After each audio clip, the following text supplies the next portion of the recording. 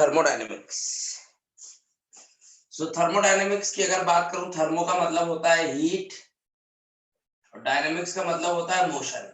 तो इस चैप्टर में मेरे को क्या कुछ पढ़ना है, एक तरीके से थर्मल मोशन पढ़ना है, थर्मल मोशन पढ़ना है, या फिर क्या पढ़ना है, हीट इन मोशन। इसको बोल सकते हैं हीट इन मोशन। थर्मोडायनेमिक्स का मतलब होता है हीट इन मोशन। हीट एक जगह से दूसरी जगह, सिस्टम से सराउंडिंग गया, सराउंडिंग से सिस्टम आया, उसी चीज की स्टडी करेंगे। हीट को हम डिफरेंट डिफरेंट फॉर्म में कन्वर्ट कर सकते हैं। हीट को हम वर्क बना सकते हैं, वर्क को हीट बना सकते हैं। उससे सिस्टम पे क्या फर्क पड़ता है, सिस्टम की एंट्रोपी में क्या फर्क पड़ता है, सिस्टम की इंटरनल एनर्जी पे क्या फर्क पड़ता है, ये सारी बात हम थर्मोडायनेमिक्स में पढ़ने वाले हैं। तो थर्मोडायनेमिक्स में सबसे ज्यादा इंपॉर्टेंट क्या होता है, यूनिट कन्वर्जन। पूरा चैप्टर यूनिट कन्वर्जन है। यूनिट कन्वर्जन नहीं आती तो फिर नहीं कर सकते यूनिट कन्वर्जन। यूनिट कन्वर्जन में सबसे पहले वॉल्यूम की यूनिट कन्वर्जन मालूम होनी चाहिए। वॉल्यूम में क्या होता है तुम्हारे पास, बोलो। 1 डेसीमीटर क्यूब इक्वल टू क्या होता है, 1 लीटर। ये बात ध्यान रखनी है। 1 सेंटीमीटर क्यूब क्या होता है, बोलो, 1 ml। डेसीमीटर, मीटर, सेंटीमीटर, इनमें तो तुम्हें मालूम होगी क्या कन्वर्जन टर्म। ये वॉल्यूम है। 1 decimetre cube equal to 1 litre और 1 centimetre cube equal to 1 ml है। ये सब पहले से तुम्हें मालूम है। अगला होता है प्रेशर। Next is pressure. वही यूनिट बता रहा हूं जो थर्मो में काम आएगी। प्रेशर क्या होता है, force upon area. Pressure is force upon area. Force की यूनिट क्या होती है, न्यूटन, और एरिया क्या होता है, मीटर स्क्वायर। सो फोर्स की यूनिट क्या हो गई, SI unit, newton per metre square. This is the SI unit. और इसी को क्या कहते हैं, 1 newton per metre square is equal to 1 pascal. It is equal to 1 pascal. इसी को क्या कहते हैं, 1 पास्कल बोलते हैं। ठीक है ना भाई। आगे देखते हैं। सब मालूम होना चाहिए। जल्दी जल्दी कर रहे हैं, जल्दी जल्दी कर रहे हैं, इसमें समय नहीं वेस्ट करेंगे। यूनिट कन्वर्जन तो आना ही चाहिए। अगली बात, फिर 1 एटीएम कितना होता है, 1 एटीएम, ये सब यूज होगा आगे जब मैं कन्वर्जन करूंगा। वर्क तुम्हें लीटर एटीएम में देगा, पूछेगा जूल में या कैलोरी में पूछेगा वर्क, तो वो कन्वर्जन तुम्हें आना चाहिए, एनर्जी और वर्क का कन्वर्जन। 1 एटीएम इक्वल टू क्या होता है, 101325 पास्कल। 101325 पास्कल। इसको क्या लिख सकते, 1 ATM equal to 101.325 kilo pascal. Kilo कर दिया, बस किलो पास्कल कर दिया। अगला क्या लिख सकता हूं मैं इसे, 1 एटीएम इक्वल टू 1.01325 इंटू 10 की पावर 5 पास्कल, इंटू 10 की पावर 5 पास्कल। और ध्यान रखो 1 बार किसके बराबर होता है, 1 बार इक्वल टू 10 की power 5 pascal. 1 bar equal to 10 की पावर 5 पास्कल। तो यहां से क्या लिख सकता हूं, 1 एटीएम किसके बराबर हो गया, 1.01325 बार के बराबर होता है। ये सारे कन्वर्जन, इससे ज्यादा कन्वर्जन थर्मो में यूज नहीं होंगे। किसके, प्रेशर के कन्वर्जन है। किलो पास्कल, पास्कल और बार। एटीएम का रिलेशनशिप विद पास्कल, एटीएम को हमने कन्वर्ट कर लिया है किसमें, बार में, किलो पास्कल में। एसआई यूनिट पास्कल होती है प्रेशर की। न्यूटन मीटर में पूछ लेता है, so 1 pascal equal to 1 newton metre की पावर -2।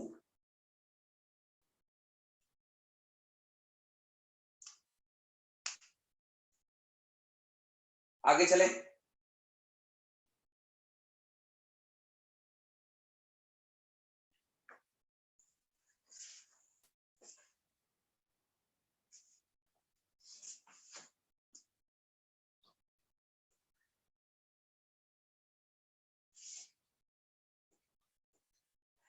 अगला होता है energy conversion.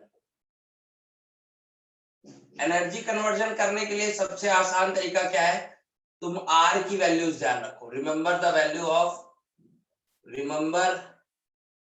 The value of gas constant are.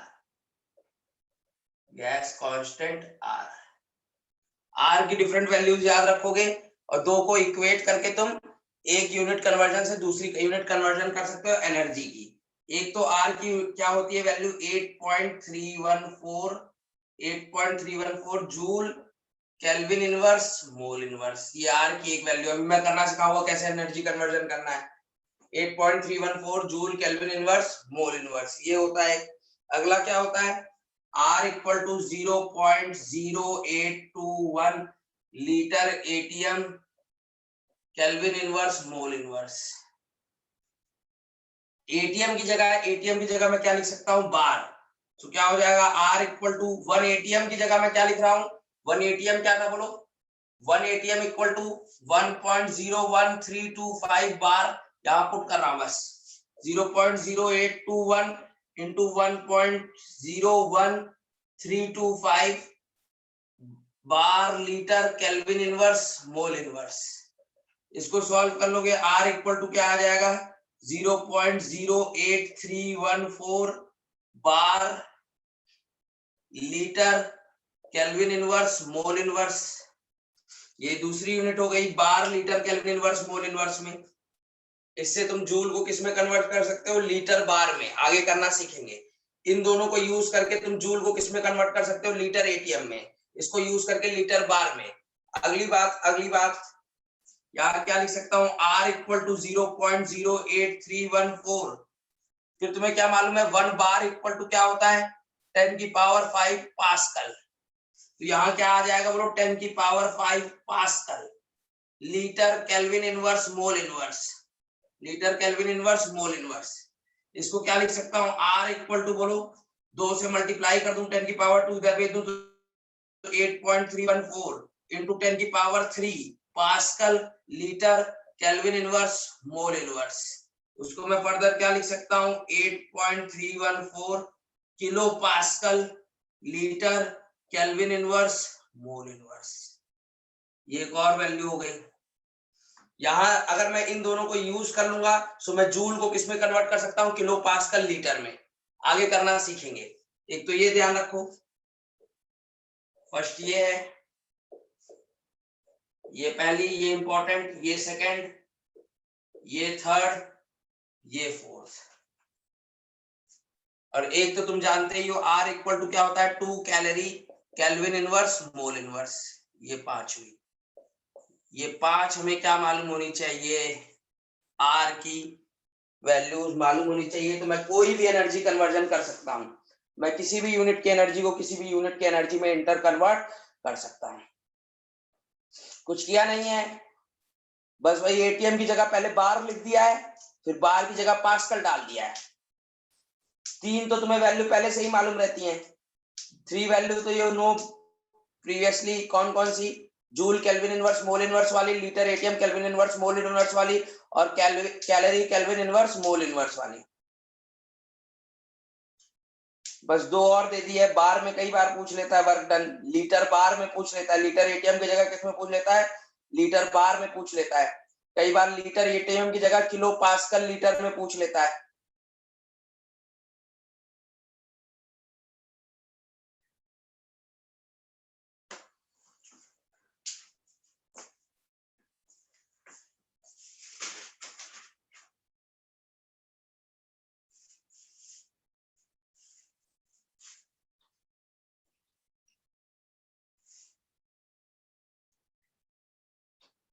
अब तुमसे पूछ लिया है, अब तुमसे बोल दिया है कि एनर्जी कितनी है, 10 जूल एनर्जी है। तुम्हारा आंसर 10 जूल आया है, एनर्जी का आंसर 10 जूल आया है, लेकिन वो कह रहा है बताओ एनर्जी बताओ in litre ATM, tell the energy in litre ATM. तुमने फॉर्मूले यूज करेंगे आगे, हम जब यूज करेंगे, और मान लो तुम्हारा आंसर 10 जूल में आ गया है, लेकिन आंसर किस में मांग रहा है, लीटर एटीएम में। मतलब जूल को तुम्हें किस में कन्वर्ट करना है, लीटर एटीएम, तुम्हें यूनिट कन्वर्ट करनी है। तो कैसे करेंगे इसको, 10 जूल दे रखी है एनर्जी, तुम्हें आंसर बताना है 10 जूल आई है एनर्जी, तुम्हें आंसर बताना है लीटर एटीएम में। कुछ मत करो, तुम डिफरेंट वैल्यूज ऑफ आर ध्यान रखो। जूल वाली क्या होती है 8.314 joule kelvin inverse mole inverse. This is equal two litre ATM वाला याद करो क्या होता है 0.0821 litre ATM kelvin inverse mole inverse. ये कट गया, ये कट गया, ये कट गया, ये कट गया। यहां से मैं क्या निकालूं, 1 जूल किसके बराबर है, 1 जूल कितने लीटर एटीएम के बराबर है, तो ये 0.0821 लीटर एटीएम है, और नीचे क्या आ गया 8.314। सो 1 जूल इतने लीटर एटीएम के बराबर है, 1 जूल इज इक्वल टू इतना litre ATM, 1 joule is equal to इतना लीटर एटीएम। तो तुम्हें 1 जूल नहीं है बता रहा है, तुम्हें क्या बताना है कि 10 जूल कितना लीटर एटीएम है, तुम्हें क्या बताना है 10 जूल कितना लीटर एटीएम है। तो 1 जूल इतना है तो 10 जूल कितना हो जाएगा, 10 से मल्टीप्लाई कर देंगे इंटू 0.821 अपॉन 8.314 लीटर एटीएम। यहां सॉल्व करके वैल्यू लिख देनी है।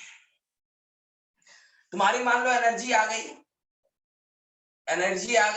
1 जूल आ गई, 1 जूल एनर्जी आई है, लेकिन तुम्हें आंसर बताना है, एनर्जी का आंसर क्वेश्चन में बताना है, पूछ रहा है किसमें, किलो पास्कल लीटर में बताना है, किलो पास्कल लीटर या लीटर किलो पास्कल में बताना है। तो क्या होगा आंसर, एनर्जी 1 जूल आई है, उसे कन्वर्ट करके बताओ लीटर किलो पास्कल में, सेम आएगी, वेरी गुड 1 ही आएगी।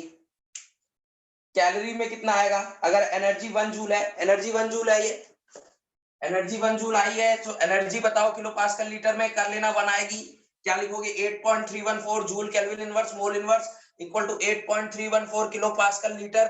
तो kelvin inverse mole inverse cut जाएगा, 1 जूल इक्वल टू 1 आ जाएगा। एनर्जी अगर कैलोरी में बतानी हो, equal to dash calorie, kelvin inverse calorie में बताओ। एनर्जी 1 जूल आई है, तो वो एनर्जी कैलोरी में कितनी होगी, कैलोरी में निकालो, ठीक है 0.24 कैलोरी। यही यूनिट कन्वर्जन सबसे जरूरी है, पेपर में बच्चा तुम आंसर निकाल लोगे, लेकिन फिर उसके बाद दिक्कत किसमें होगी, तुम्हें यूनिट कन्वर्जन में ही होगी। तो यूनिट कन्वर्जन सारे आने चाहिए, फॉर्मूले एकदम फॉर्मूला बेस्ड है थर्मो, एकदम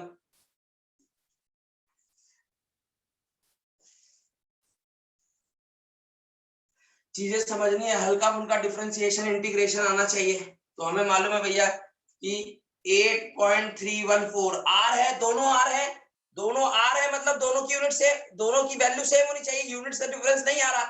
गैस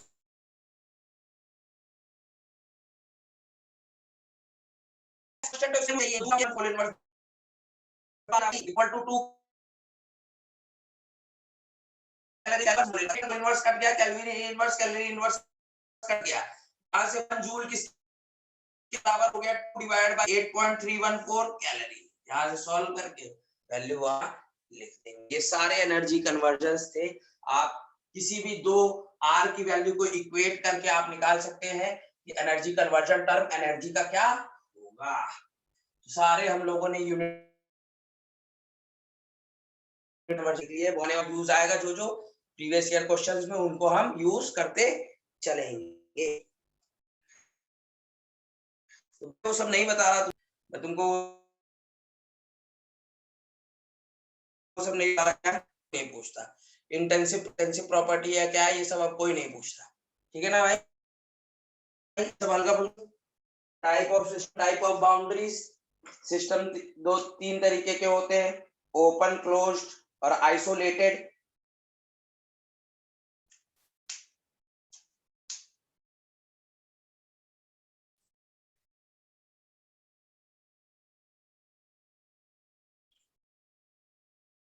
सर बाउंड्रीज का भी मतलब टाइप होता है क्या?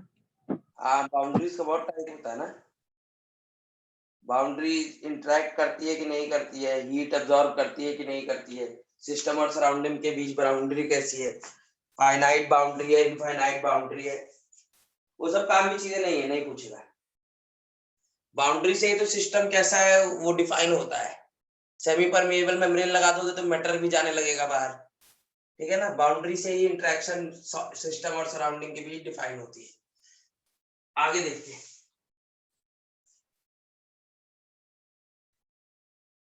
वर्क की बात करते हैं। वर्क छोटा सा टॉपिक है,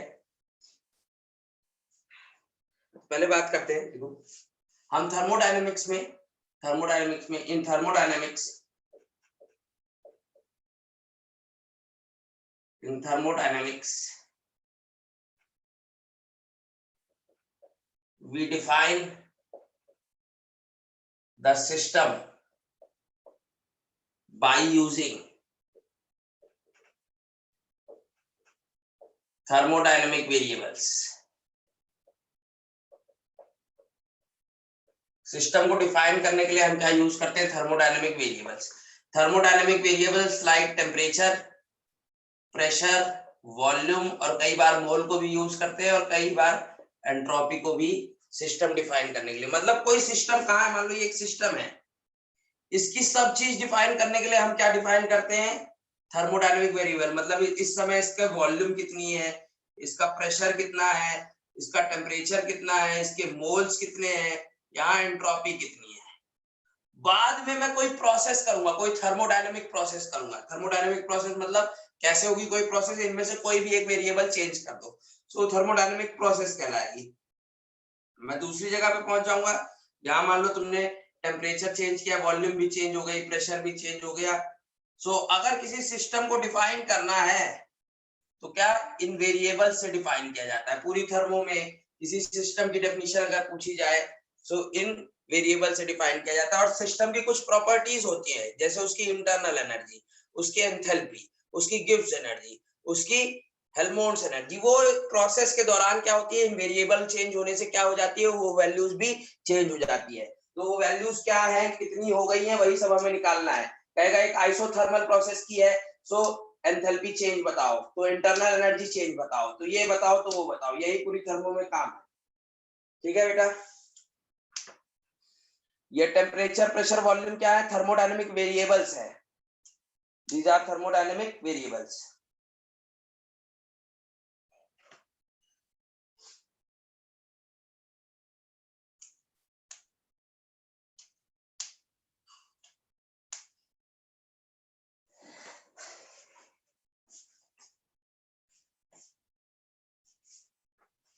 ये थर्मोडायनेमिक वेरिएबल्स हो गए, ये थर्मोडायनेमिक वेरिएबल्स है.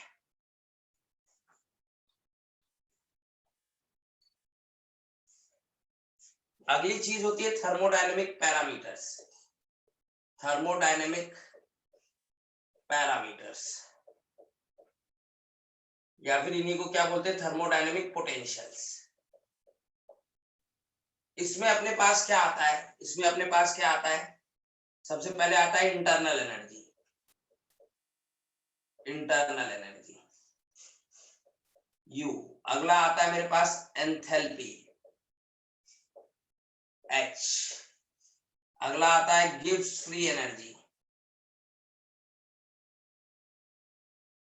G. उसका अगला आता है मेरे पास Helmholtz free energy. Helmholtz free energy A. ये सब थर्मोडायनेमिक पैरामीटर है. इनकी वैल्यू किस पे डिपेंड करती है? इनकी वैल्यू डिपेंड करती है, depends upon thermodynamic variable. Depends upon thermodynamic variable. Thermodynamic variables बदलोगे, थर्मोडायनेमिक वेरिएबल्स कौन है? Like temperature, pressure, volume, entropy. वो सब बदलोगे तो तुम्हारे पास क्या है, इनकी वैल्यूज बदलने लगेगी. इनकी वैल्यूज बदलने लगेगी. मान लो एक सिस्टम था, उसकी इंटरनल एनर्जी U1 थी. तुमने यहाँ टेम्परेचर, प्रेशर, वॉल्यूम कुछ था, इस जगह टेम्परेचर, प्रेशर, वॉल्यूम कुछ था. तुमने कुछ टेम्परेचर, प्रेशर, वॉल्यूम को बदल दिया, मतलब थर्मोडायनेमिक वेरिएबल को चेंज कर दिया. कोई ये नए स्टेट पे आ जाएगा तो इंटरनल यहाँ H1 थी, उस समय पे वॉल्यूम था, तुमने कोई प्रोसेस कर दी, मतलब किसी थर्मोडायनेमिक वेरिएबल को बदल दिया, मतलब टेम्परेचर बदल दिया, या तो प्रेशर बदल दिया, या तो वॉल्यूम बदल दिया, या तो मोल्स बदल दिया, या तो एंट्रोपी बदल दी. तो तुम्हारे पास इंटरनल एनर्जी भी उन्हीं पे डिपेंड करता है, डिपेंड्स अपॉन थर्मोडायनेमिक वेरिएबल. तो इनकी वैल्यू भी बदल जाएगी. बदलेगी या नहीं बदलेगी? तो हम लोग क्या करेंगे, चेंज क्या निकाल लेंगे, एंथैल्पी. इसी तरीके से जीवन था, वो भी चेंज हो जाएगा कुछ प्रोसेस करने पे. तो डिफरेंट डिफरेंट थर्मोडायनेमिक प्रोसेस देखेंगे कि आइसोथर्मल प्रोसेस थी, एडियाबैटिक प्रोसेस थी, तो प्रोसेसेस के नाम है जिनसे हम वेरिएबल बदल रहे हैं। सो हमारे पास गिव्स फ्री एनर्जी भी चेंज होगी, चेंज नहीं होगी तो उसको क्या बोल देंगे, delta G equal to 0, delta H equal to 0। और यहाँ A1 का यहाँ A2 हो जाएगा, तो हम चेंज सब चीज का निकालेंगे। पूरी थर्मोडायनेमिक्स में we will calculate the change in internal energy, we will calculate the change in enthalpy, we will calculate the change in Gibbs free energy, we will calculate the change in Helmholtz free energy। यही पूरे हमें chapter में करना है। This is all about thermo. चलो अब start करते हैं।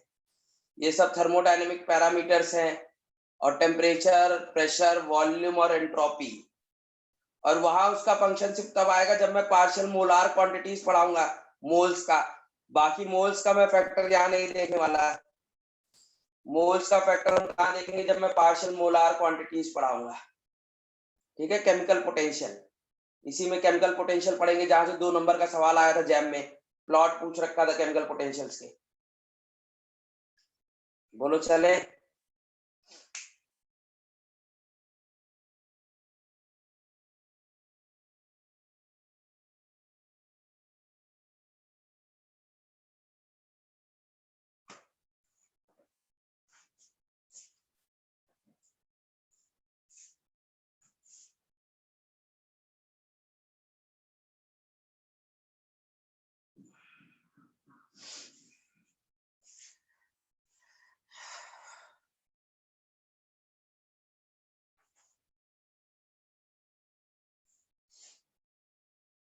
थोड़ा हम लोग मैक्सवेल स्क्वायर करना सीख लेते हैं, क्योंकि मैक्सवेल स्क्वायर से सवाल आता है। इनको आगे हम डिराइव भी करेंगे, ये सारी चीजें हम आगे डिराइव भी करेंगे, लेकिन हम वहां पेपर में डेरिवेशन नहीं करेंगे, हम मैक्सवेल स्क्वायर से ही करेंगे चीजें।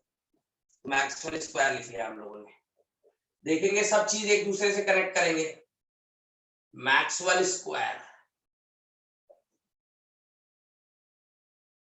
मैक्सवेल स्क्वायर, मैक्सवेल स्क्वायर के वैसे 5 से 6 क्या है अपने पास एप्लीकेशन है, और यहाँ से तुम्हें सवाल मिल ही जाता है, आज नहीं तो कल वो अल्टरनेट ईयर तुम्हें देता है मैक्सवेल सवाल से थर्मो का एक क्वेश्चन। सो मैक्सवेल सवाल क्या पहला एप्लीकेशन क्या होता है, connection between thermodynamic parameter and thermodynamic variable.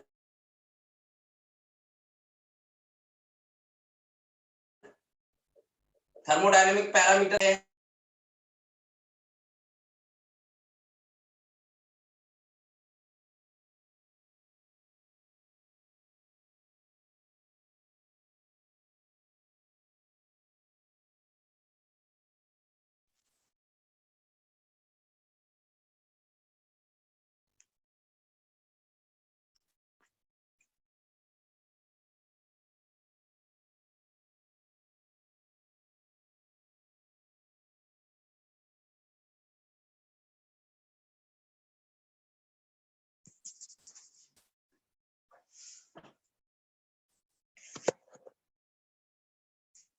Maxwell square देख रहे थे, connection between thermodynamic parameter and thermodynamic variable. बोलो चले। थर्मोडायनेमिक पैरामीटर्स कौन कौन से थे, थर्मोडायनेमिक पैरामीटर कौन कौन से थे, internal energy, enthalpy, gives free energy, Helmholtz energy. और थर्मोडायनेमिक वेरिएबल क्या था, टेम्परेचर, प्रेशर, वॉल्यूम और एंट्रोपी। सो हमें सबसे पहले तो मैक्सवेल स्क्वायर बना लेना है, और ये बनाना सीख लो, बहुत काम आएगा, बहुत काम आएगा। इधर क्या लिखना है, सत्य प्रकाश, सत्य का मतलब एंट्रोपी, प्रकाश का मतलब pressure, very tired, volume and temperature. इस तरीके से इसका पेट फाड़ के arrow pointing downwards, arrow pointing downwards. Satya Prakash very tired, hey God अभी उठा ले, हे गॉड अभी उठा ले। सो बीच बीच में क्या लिखा हुआ है, ये थर्मोडायनेमिक पैरामीटर है, this is an thermodynamic parameter, this is an thermodynamic parameter, this is an thermodynamic parameter. और ये क्या है, thermodynamic variable, thermodynamic variable, this is also an thermodynamic variable. तो मेरे को थर्मोडायनेमिक पैरामीटर और थर्मोडायनेमिक वेरिएबल में रिलेशनशिप लिखना है तो वो कौन सिखाता है हमें? Maxwell square. So thermodynamic parameter लिखना है मतलब उनके एग्जैक्ट डिफरेंशियल लिखेंगे, आगे खूब काम आएगा एग्जैक्ट डिफरेंशियल। अभी तो शॉर्टकट से बता रहा हूं, आगे पूरा लिखना सिखाऊंगा। Exact differentials, exact differential net में यहीं से आता है हमेशा 4 नंबर का सवाल। एग्जैक्ट डिफरेंशियल लिख रहा हूं मैं किसका? डीएच का। अगर लिखना है किसका लिख सकता हूं? थर्मोडायनेमिक पैरामीटर्स के एग्जैक्ट डिफरेंशियल लिख रहे हैं हम, डीएच। अगला आता है डीजी, अगला आता है डीए। पैरामीटर्स, पैरामीटर्स यही है जो बीच बीच में लिखे हैं, और डी यू, ये सारे थर्मोडायनेमिक पैरामीटर है। इनका रिलेशनशिप लिखना है with thermodynamic variable, temperature, pressure, volume and entropy. So D H बोलो क्या हो जाएगा? कैसे लिखेंगे? जो थर्मोडायनेमिक पैरामीटर है वो किस किस थर्मोडायनेमिक वेरिएबल के बीच में आ रहा है वो लिखना है। तो डीएच किसके बीच में आ रहा है? डीएस और डीपी, ये लिख दो। बीच में कौन है? थर्मोडायनेमिक पैरामीटर है। कोने में कौन है? थर्मोडायनेमिक वेरिएबल है। तो एच किसके बीच में है? एस और पी, तो लिख दिया डीएस और डीपी। जी किसके बीच में है? पी और टी, तो क्या लिख दो? डीपी और डीटी। बहुत जरूरी है, यहीं से सवाल हो जाते हैं बहुत। डीपी और डीटी आगे सबको सॉल्व करके दिखाएंगे, डिराइव करके दिखाएंगे। डीपी और डीटी। ए किसके बीच में आ रहा है? वी और टी, तो क्या लिख दिया? डीवी और डीटी। यू किसके बीच में आ रहा है? एस और वी, तो क्या लिख दिया? डीएस और डीवी। मतलब एक तरीके से तुम्हारा thermodynamic parameter, thermodynamic variable change होने पे कैसे चेंज हो रहा है वही बताता है तुम्हें exact differential. Thermodynamic parameter on changing, यही तो है प्रोसेस के दौरान क्या होता है? थर्मोडायनेमिक पैरामीटर की वैल्यू चेंज होती है जब हम थर्मोडायनेमिक वेरिएबल को चेंज करते हैं। तो थर्मोडायनेमिक वेरिएबल चेंज करने पे अपना थर्मोडायनेमिक पैरामीटर कैसे चेंज होता है वही एग्जैक्ट डिफरेंशियल यहाँ बता रहा है। और वो एग्जैक्ट डिफरेंशियल तुम डिराइव भी कर सकते हो, नहीं तो डायरेक्ट तुम कहां से लिख सकते हो? मैक्सवेल स्क्वायर के थ्रू भी लिख सकते हो। लिख लिया। अब क्या करना है? डीएच किसके बीच में था? एस और पी, तो मैंने डीएस और डीपी लिख दिया। एस के सामने देखो क्या आ रहा है? टी। एस के सामने क्या आ रहा है? टी। पी के सामने कौन आ रहा है? वी। अब प्लस माइनस लगाना है। अगर एरो पॉइंटिंग टुवर्ड्स होता है, अगर पॉइंटिंग टुवर्ड्स टी है तो प्लस आएगा। यहां भी एरो पॉइंटिंग टुवर्ड्स वी है तो प्लस आएगा। ठीक है ना भाई? अगला देखा डीजी किसके बीच में आ रहा था? जी किसके बीच में? पी और टी, तो मैंने क्या लिख दिया? डीपी और डीटी। पी के सामने कौन आ रहा है? वी। टी के सामने कौन आ रहा है? S. Arrow pointing towards V है, towards V, arrow pointing towards V, तो क्या आएगा? प्लस। और यहां arrow pointing away from S है। अरे टी के सामने एस, जिसकी तरफ देखना है वो टी के सामने एस उससे दूर जा रहा है, तो क्या आएगा? माइनस। अगला डीए का क्या हो जाएगा? डीवी और डीटी। ए वी और टी के बीच में था तो क्या लिख दिया? डीवी और डीटी। वी के सामने पी, और एरो पी से दूर है, उसकी तरफ नहीं है, उससे दूर है, तो माइनस आएगा। टी के सामने कौन है? एस, और एस से भी एरो दूर है तो क्या आएगा? माइनस आएगा। अगला यू किसके बीच में था? एस और बी, तो क्या लिख दिया मैंने? डीएस और डीवी। एस के सामने टी, और एरो टी की तरफ जा रहा है तो प्लस, और वी के सामने कौन है? पी, और एरो दूर आ रहा है तो माइनस। ये क्या है तुम्हारे पास? Relationship between thermodynamic parameter and thermodynamic variable. आगे बहुत काम आएगा, आगे बहुत ज्यादा काम आएगा। ये 4 इक्वेशन बहुत काम आएंगी, पूरी थर्मो इसी से होगी।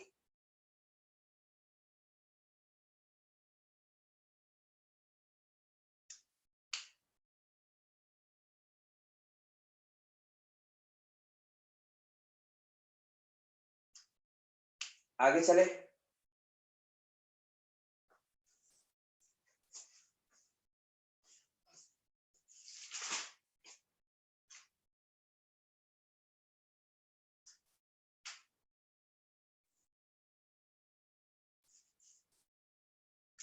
सेकंड एप्लीकेशन है, ये पहला एप्लीकेशन हो गया connection between thermodynamic parameter and thermodynamic variables.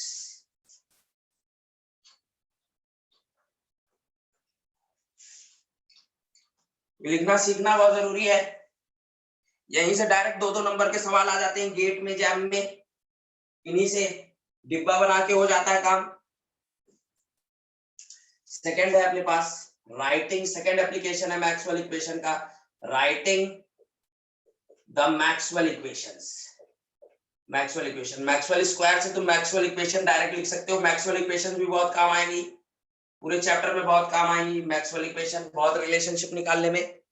और यहाँ से सवाल डायरेक्ट मैक्सवेल इक्वेशन भी पूछ लेता है, तो डिराइव करने की जरूरत नहीं है, हम डिब्बे से करेंगे। मैक्सवेल स्क्वायर बना लेते हैं।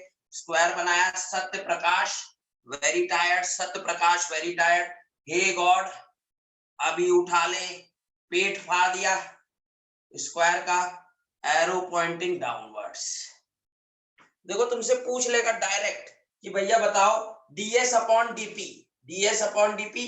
ध्यान रखना ये सब पार्शियल डिफरेंशिएशन है, मैं अच्छे से लिख नहीं पाता लेकिन ये पार्शियल डिफरेंशिएशन है, आगे तुमको समझ में आएगा। क्या हो जाएगा, डी तुमसे पूछेगा कि भैया बताओ ds upon dp at constant t equal to what. ऐसे सवाल आएंगे, तो मैं सारी मैक्सवेल इक्वेशन लिख रहा हूं, तुम्हें देखना है कि भैया वो कौन सी स्क्वायर की साइड यूज कर रहा है, वो कौन सी स्क्वायर की साइड यूज कर रहा है।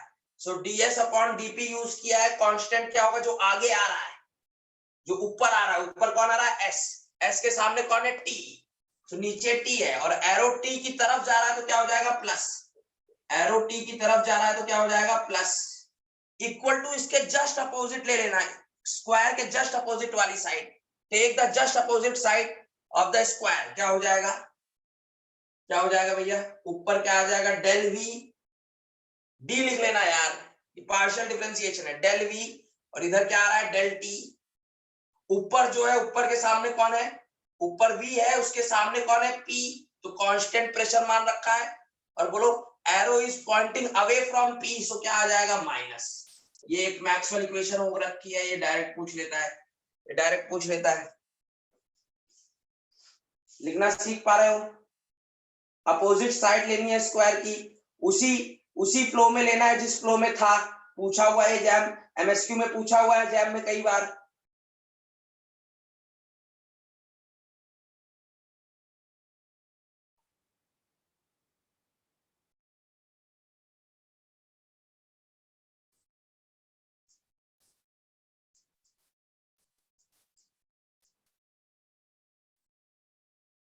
चले अगला करें। अगला अगर ऐसा पूछा होता, अगर अगला ऐसा पूछा होता, कहता भैया बताओ del P by del T at constant v equal to what. तो अब तुम्हें समझना है कि स्क्वायर की कौन सी साइड ले रखी है, ये सब वेरिएबल्स ही है, वेरिएबल का रिलेशनशिप है कि इस वेरिएबल को इस वेरिएबल के साथ चेंज किया, डिफरेंशिएट किया, तो किसके बराबर आएगा। तो तुम्हें समझना है स्क्वायर की साइड कौन सी है, स्क्वायर की साइड ये है ये वाली साइड है pt, और कांस्टेंट क्या हो गया, ऊपर कौन आ रहा है p, और p के सामने v, arrow pointing towards words, तो प्लस क्या होगा इसके जस्ट अपोजिट, p के सामने कौन है s, सो क्या हो जाएगा डेल s, t के सामने कौन है v, डेल v, s किसकी तरफ जा रहा है t की तरफ, और एरो पॉइंटिंग टुवर्ड्स t है, सो प्लस, ये सेकंड मैक्सवेल इक्वेशन हो जाएगा। अरे स्क्वायर के जस्ट अपोजिट वाली साइड उसी ऑर्डर में लेना, ठीक है ना। अगला तुमसे पूछ सकता था कि भैया बताओ del p upon del s at constant v equal to what, पूछ लेगा क्या होगा। तो भैया तुम्हें स्क्वायर की साइड पर, ओ ये साइड है, यस, लोग कह रहे हैं सेम नहीं है, सेम नहीं है, उधर s ऊपर था नीचे p था, यहाँ p को डिफरेंशिएट कर रहे हैं विद टर्म्स ऑफ s। इनका मतलब क्या है, आगे खूब सीखेंगे, इनका मतलब पार्शियल डिफरेंशिएशन है, डिफरेंशिएशन करना खूब सीखेंगे, खूब करना पड़ेगा हमें चैप्टर में डिफरेंशिएशन। अभी बस तुम लिखना सीखो, बाद में मैं डिराइव करके दिखाऊंगा एक एक चीजें, तो जब तक कनेक्ट कर लोगे तब इनका मतलब तुम्हें समझना पड़ेगा। dp by ds, del p by del s at constant v, p के सामने कौन आ रहा है v, arrow pointing towards v है जो प्लस हो जाएगा। अगला ये हो गया है, तो इसके जस्ट अपोजिट ऊपर कौन आएगा डेल t, नीचे कौन आएगा डेल v, t के जो ऊपर है उसके सामने कौन है s, सो कांस्टेंट s को मानते हुए कांस्टेंट, और arrow is pointing away from s, सो ये हो जाएगा एक और मैक्सवेल इक्वेशन। क्या मैक्सवेल इक्वेशंस लिख पाओगे, क्या मैक्सवेल इक्वेशन लिख पाओगे, इनका सिग्निफिकेंस क्या है, क्यों देख रहे हैं, क्यों पढ़ रहे हैं, क्यों निकाल रहे हैं, आगे खूब यूज आएगा मैक्सवेल इक्वेशंस का। आगे खूब यूज आएगा मैक्सवेल इक्वेशंस का। बोलो चले सवाल करोगे, इसका सवाल करोगे एग्जाम का? लिखो एग्जाम का सवाल लिखो।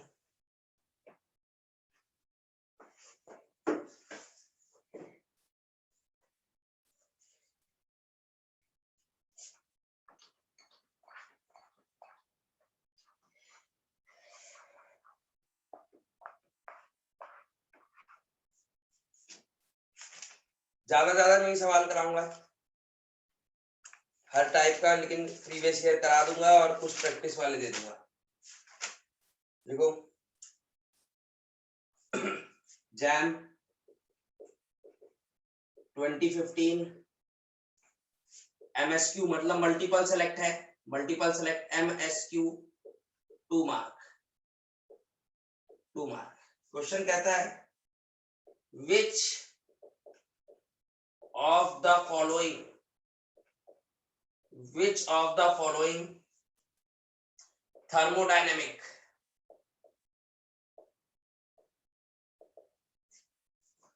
relations is/are correct? पहला ऑप्शन दिया है del T by del V at constant S equal to del P by del S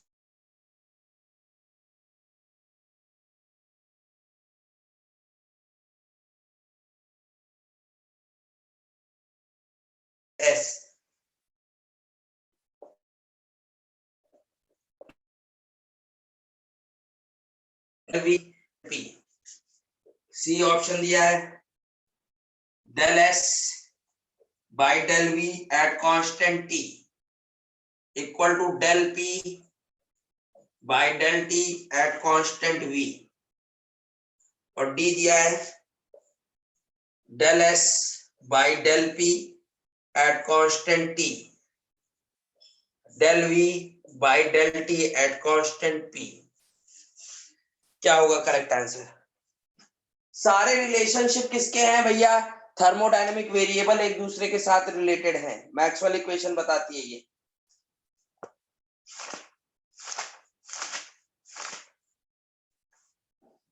B and सी, जिसने बी एंड सी मार्क कर दिया उसे 2 नंबर मिल जाएगा। जिसने बी एंड सी मार्क कर दिया उसे 2 नंबर मिल जाएगा।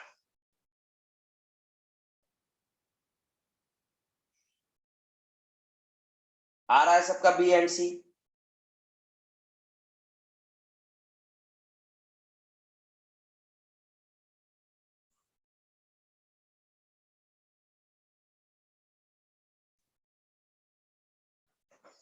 डिब्बा बना के करने का।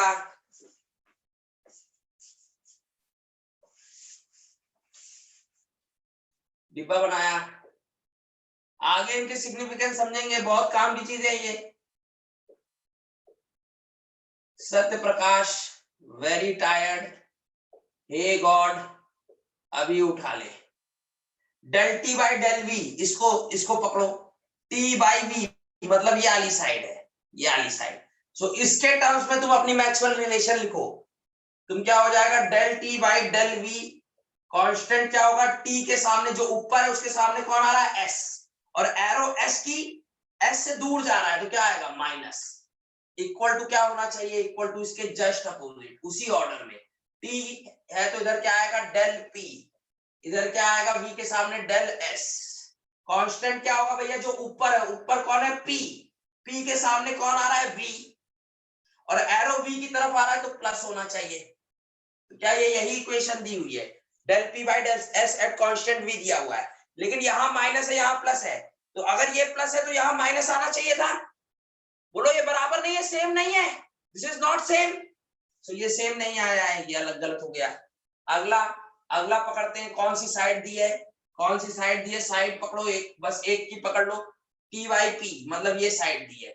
इसके टर्म्स में तुम अपनी मैक्सवेल इक्वेशन लिखो, तुम्हें मैक्सवेल इक्वेशन लिखना आता ही है। सो क्या हो जाएगा, del T by del P बोला है उसने, डेल पी, कांस्टेंट क्या होगा, टी के सामने जो आ रहा है, ऊपर टी है, टी के सामने एस है, और एरो एस से दूर जा रहा है तो minus, this should be equal to इसके जस्ट अपोजिट में कौन है, v और s, del v by del s।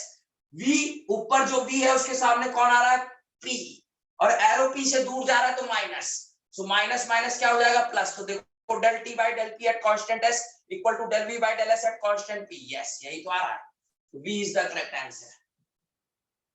Next अगर पकड़ लूं मैं del s by del v, s और v वाली साइड देखो ये रही s और v, सो इसके टर्म्स में लिखता हूं तो del s by del v, s ऊपर है उसके सामने t है, एरो t की तरफ जा रहा है तो प्लस, बोलो इसके जस्ट अपोजिट क्या है, del p by del t, ऊपर कौन है v के सामने p है और एरो v की तरफ आ रहा है तो प्लस, तो क्या हो जाएगा अपने पास का यही दिया, del v by del s by del v at constant t equal to del p by del t at constant v, ये भी सही हो जाएगा। नेक्स्ट चेक कर लेते हैं, नेक्स्ट हमें पहचानना है क्या दिया, del s by del p, तो साइड पकड़ो कौन सी है, del s by del p ये रही, यस इसके टर्म्स में लिख रहा है s बाई p, s के सामने t आ रहा है, एरो t की तरफ जा रहा है तो प्लस, इक्वल टू क्या हो जाएगा just opposite, that is del v by del t, और ऊपर v है, v के सामने p आ रहा है, एरो दूर जा रहा है तो माइनस, क्या सेम दिया हुआ है, नहीं ये प्लस है माइनस है, ऐसा नहीं दिया हुआ है तो ये गलत हो गया। क्या सबको समझा किस तरीके से मैक्सवेल इक्वेशन निकालनी है, क्या सबको समझ में आया मैक्सवेल इक्वेशंस कैसे निकाल रहे हैं हम लोग, लिख लोगे मैक्सवेल इक्वेशन, आगे काम आएगा, आगे पूरे हफ्ते ये काम आने वाली है, या सारी चीजें जो आज मैं तुम्हें बता रहा हूं उस समय तुम्हें ध्यान होना चाहिए। एक सवाल और कर लो, लास्ट एक सवाल और कर लो गेट का,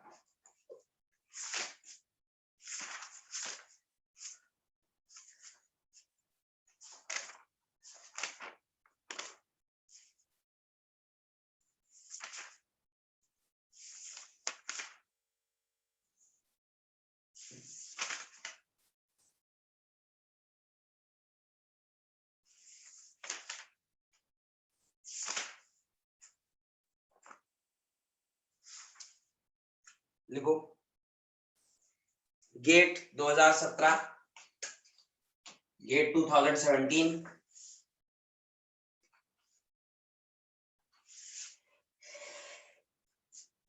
gate 2017 1 mark, single correct. Question कहता है consider an ideal gas, consider an ideal gas of volume V at temperature T and pressure P, मतलब वेरिएबल बोल दिया है, उनको नाम दे दिया है pressure P। if the entropy of the gas is S, if the entropy of the gas is S, the partial derivative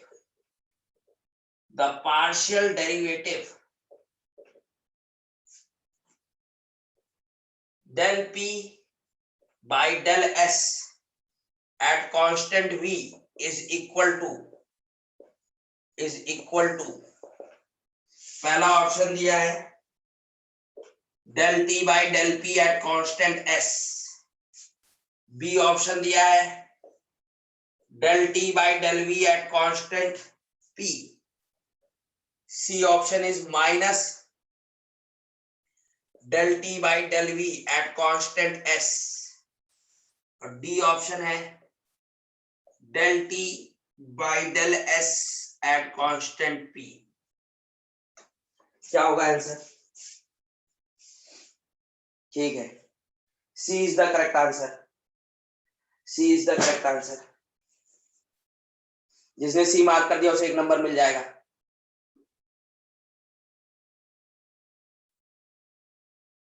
Maxwell equation हर कोई लिख लेगा, एग्जैक्ट डिफरेंशियल हर कोई लिख लेगा, वो दो चीज लिख लोगे मैक्सवेल स्क्वायर से। अगला थर्ड एप्लीकेशन होता है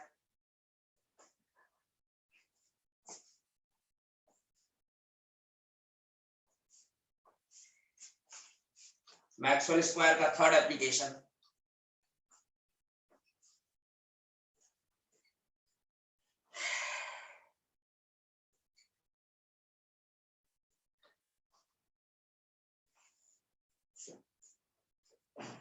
एप्लीकेशन 3। वैसे 5 एप्लीकेशन है, लेकिन अभी मैं तुमको 3 में पढ़ाऊंगा, चौथा पांचवा मैं जब तुम्हें पढ़ा लूंगा एंड में, एकदम जब मैं तुम्हें क्राइटेरिया ऑफ स्पॉन्टेनिटी पढ़ा दूंगा तब, ठीक है। तो अपने पास क्या हो गया, एप्लीकेशन 3 में क्या आता है, finding the value of thermodynamic variable. ये भी बहुत बार पूछा हुआ है, बहुत ज्यादा बार पूछा हुआ है, डायरेक्ट यहीं से करना है, थर्मोडायनेमिक वेरिएबल। थर्मोडायनेमिक वेरिएबल मेरे पास कौन कौन से हैं, एक तो T है, एक P है, एक V है और एक S है। ये 4 थर्मोडायनेमिक वेरिएबल है। इनका लिख देगा ऑप्शन कि किस पार्शियल डिफरेंशिएटिव के बराबर है, किस पार्शियल डिफरेंशिएटिव के बराबर होगा। ये एग्जैक्ट डिफरेंशियल नहीं है, ये एग्जैक्ट वैल्यूज है ऑफ थर्मोडायनेमिक वेरिएबल, कि उस समय टेम्परेचर कितना है, उस समय प्रेशर कितना होगा, उस समय वॉल्यूम कितनी होगी, उस समय एंट्रोपी कितनी होगी। तो कैसे निकालना है, फिर हमें क्या कर लेना है, मैक्सवेल स्क्वायर बना लो। सत्य प्रकाश वेरी टायर्ड, सत्य Prakash very tired, hey God अभी उठा ले, पेट फाड़ दिया। सबसे पहले मैंने कौन सा लिखा है, तुमसे टेम्परेचर पूछ रहा है, इसे एब्सोल्यूट टेम्परेचर कहेगा कि भैया बताओ absolute temperature of a system किसके बराबर है, absolute pressure of a temperature of a system किसके बराबर है, या प्रेशर ऑफ अ सिस्टम किसके बराबर है। तो उसको निकालने के लिए कुछ चीज डिफरेंशिएट करनी पड़ेगी। तो कैसे निकालना है, जैसे टी का निकालना है, दो तीन तरीके से निकाल सकते हो, ये 2-3 तरीके से निकाल सकते हो, मैं दोनों तरीके से बता दे रहा हूं, जो तुमको सूटेबल लगे वो कर लेना। तो टी लिखना है तुम्हें, सो क्या इसके जस्ट अपोजिट क्या आया है, एस, सो क्या लिख दो, नीचे क्या लिख दो, D S equal to D S, ठीक है ना भाई। टी लिखना है, टी किसके बराबर है, टी किसके बराबर है अगर लिखना है, इसके जस्ट अपोजिट है जो एस, तो डीएस और डीएस नीचे नीचे लिख दो। अगला अगला इसके इस तरफ चलो और इस तरफ क्या है, एच, तो ऊपर क्या लिख दो, डी एच, अगली साइड क्या है, यू, सो अगला क्या लिख दो, डी यू, ठीक है ना भाई। एच के आगे कौन है भैया, पी, तो यहां कांस्टेंट पी आ जाएगा। यू के आगे कौन है, वी, तो कांस्टेंट क्या आ जाएगा, वी आ जाएगा। क्या बात समझ रहे हो। अब प्लस माइनस लगाना है, सीख पा रहे हो किस तरह से मैं कर रहा हूं। अभी और करूंगा तो सीख लोगे, नहीं तो दूसरा तरीका भी है, नहीं तो दूसरा तरीका भी है।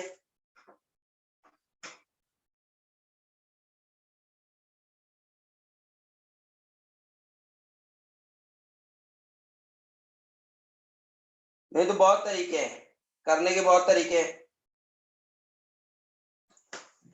अगला प्लस माइनस लगाना है, तो अब की बार ध्यान रखना है, जिसका लिख रहे हो, जिसका लिख रहे हो टी, उसकी तरफ एरो आ रहा है या उससे दूर जा रहा है। सो एरो टी की तरफ है कि उससे दूर है, टी की तरफ है, सो प्लस और प्लस, ये हो जाएगा। और करते तो समझ में आएगा।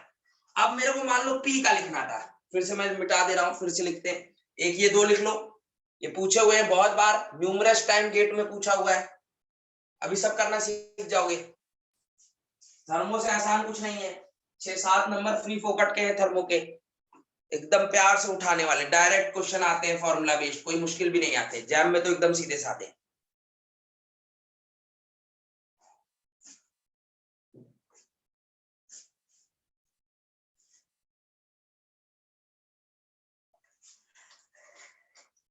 टेम्परेचर लिख लिया हम लोगों ने। टेम्परेचर एक सिस्टम का अगर फाइंड करना है, किसी थर्मोडायनेमिक वेरिएबल की वैल्यू निकालनी है, तो तुम वो मैक्सवेल स्क्वायर से निकाल सकते हो, डायरेक्ट सवाल आते हैं। सत्य प्रकाश वेरी टायर्ड, पेट फाड़ दिया, पेट फाड़ दिया, यस। पी लिखना है, हे गॉड अभी उठा ले, पी लिखना है, यस पी, पी की वैल्यू बतानी है। सो ये पी है, इसके जस्ट अपोजिट गए, क्या आ रहा है, वी, सो नीचे कौन आ जाएगा, डेल वी, कौन आ जाएगा, डेल वी इक्वल इक्वल, अब v के इधर क्या है, a, सो ऊपर क्या लिख दो, dA, और a के इधर क्या है, t, सो t, v के इधर क्या है, u, सो क्या लिख दो, डेल u, और इधर क्या है, s, तो क्या लिख दो, कांस्टेंट s। अब p से एरो दूर जा रहा है, सो माइनस और माइनस आएगा। क्या आएगा? माइनस और माइनस।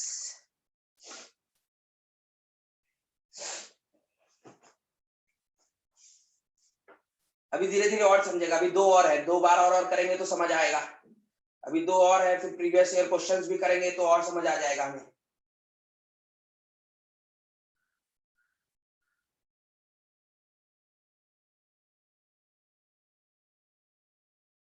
बोलो, लिख पाए? नहीं तो और दूसरे तरीके भी हैं, दूसरे तरीके भी हैं।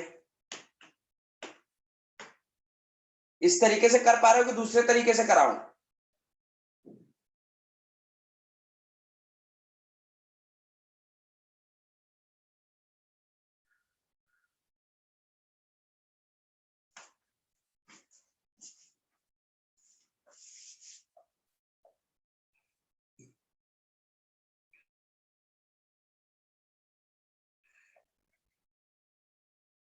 तो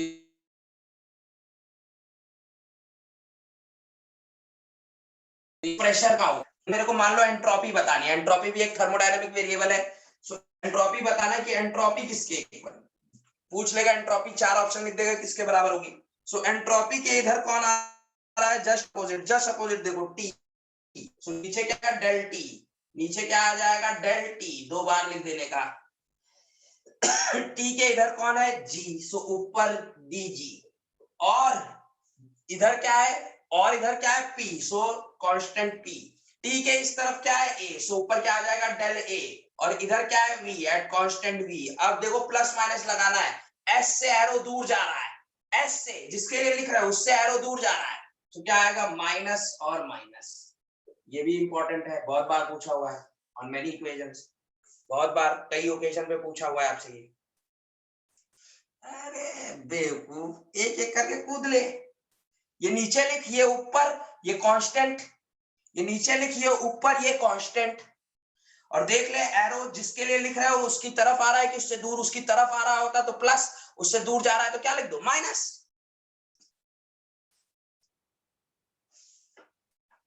बोलो, एस समझ में आया? वी खुद लिखो, वॉल्यूम खुद निकालो, वॉल्यूम खुद फाइंड करो।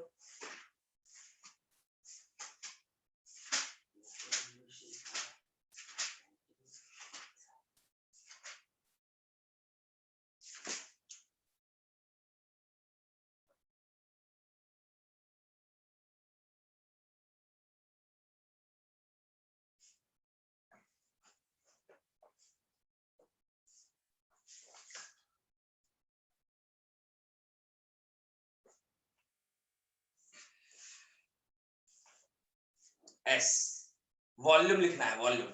सो वी लिख दिया, इक्वल टू इसके जस्ट अपोजिट चले जाओ 180 पे। पी आ रहा है, तो नीचे डेल पी हो जाएगा। एक और बार लिख दिया डेल पी। अब पी के इधर एच, तो ऊपर एच लिख दिया, और इधर और एस है तो कांस्टेंट एस।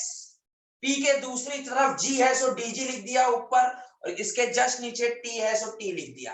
अब पी क्या लिख रहे हैं हम लोग? वॉल्यूम। वॉल्यूम की तरफ एरो आ रहा है तो ये भी प्लस होगा और ये भी प्लस होगा। क्या बात समझी? ये है थर्मोडायनेमिक वेरिएबल की वैल्यूज निकालना है। This is finding the values of thermodynamic variables. Question करें previous years, previous year question करें।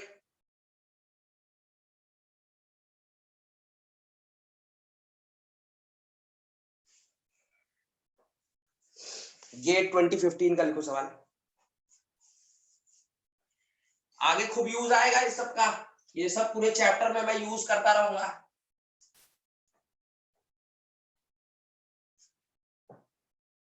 Gate 2015 1 mark. क्वेश्चन कहता है which of the following, which of the following defines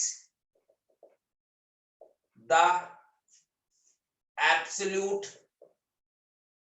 temperature of a system? Absolute temperature of a system. पहला option है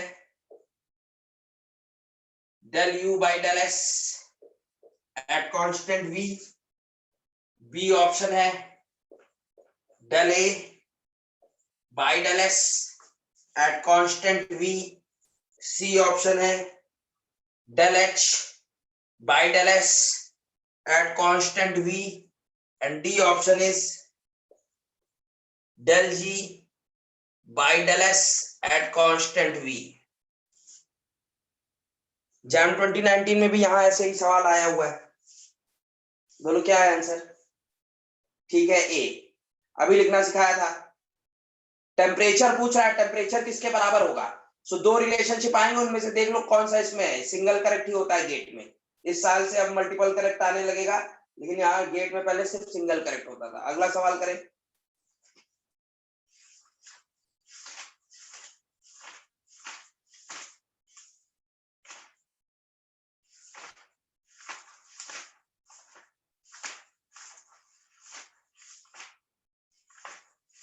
सबको ये आया कि नहीं? करके दिखाओ कि कर लोगे?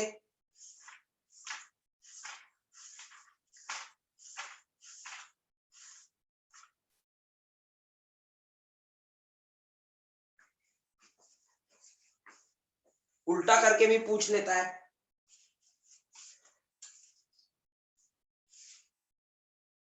उल्टा करके भी पूछ लेता है। गेट 2011 पूछता है del G by del P at constant T is equal to, पहला ऑप्शन दिया है वॉल्यूम, बी ऑप्शन दिया है S, सी ऑप्शन दिया है माइनस S और डी ऑप्शन दिया है माइनस V, किसके बराबर होगा? उल्टा करके भी पूछ लेता है।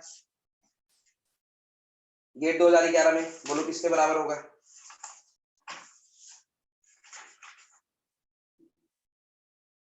ठीक है, ए इज द करेक्ट आंसर। ए जिसने मार्क कर दिया उसे एक नंबर मिल जाएगा, जिसने ए मार्क कर दिया उसे एक नंबर मिल जाएगा।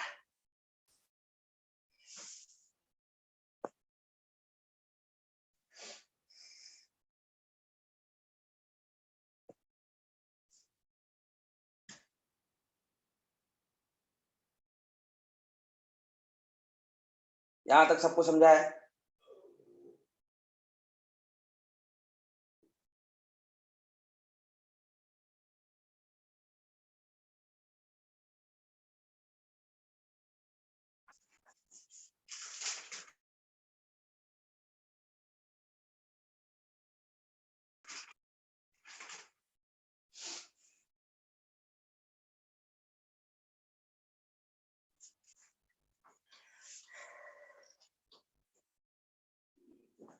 अगली हेडिंग डाली हम लोगों ने,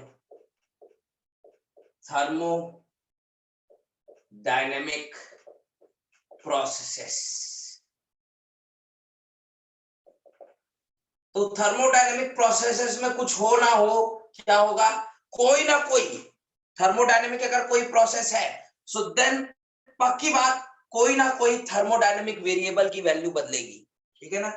ये चेंज प्रोसेस में क्या करते हैं हम? Change in a thermodynamic variable. या तो मैं टेम्परेचर चेंज कर दूंगा हीट वीट करके, या मैं वॉल्यूम बढ़ा दूंगा, एक्सपेंशन कर दूंगा या कंप्रेशन कर दूंगा, या मैं प्रेशर चेंज कर दूंगा। So change in thermodynamic variable जब किया जाता है उसी को हम एक थर्मोडायनेमिक प्रोसेस बोलते हैं। जब भी मैं चेंज इन थर्मोडायनेमिक वेरिएबल करूंगा तो ऐसी चीज को हम क्या बोलेंगे? एक थर्मोडायनेमिक प्रोसेस बोलेंगे। It will be known as an thermodynamic process. Change in thermodynamic variable अगर होगा तो उसी को हम क्या बोलते हैं? चेंज इन थर्मोडायनेमिक वेरिएबल, तो उसी को थर्मोडायनेमिक प्रोसेस बोलते हैं। कितनी टाइप की थर्मोडायनेमिक प्रोसेसेस आपने पढ़ी है? कितनी टाइप की थर्मोडायनेमिक प्रोसेसेस होती है? कुछ बताओ, कुछ एग्जांपल दो थर्मोडायनेमिक प्रोसेसेस का।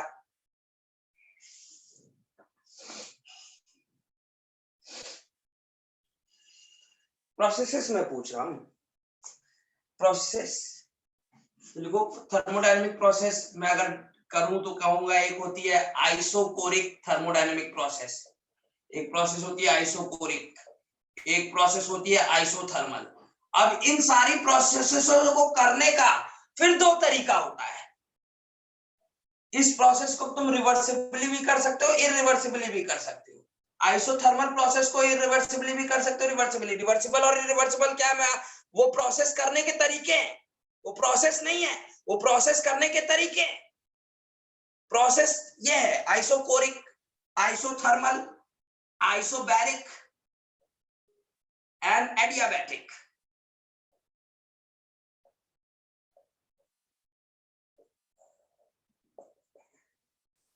और इसको ब्रेक ले लो आधे घंटे का, उसके बाद डिस्कस करते हैं। अभी तक जो पढ़ाया समझाया खत्म हो जाएगा एक हफ्ते में। फॉर्मूले भेज जाएंगे, बस यूनिट कन्वर्जन तुम्हें आना चाहिए।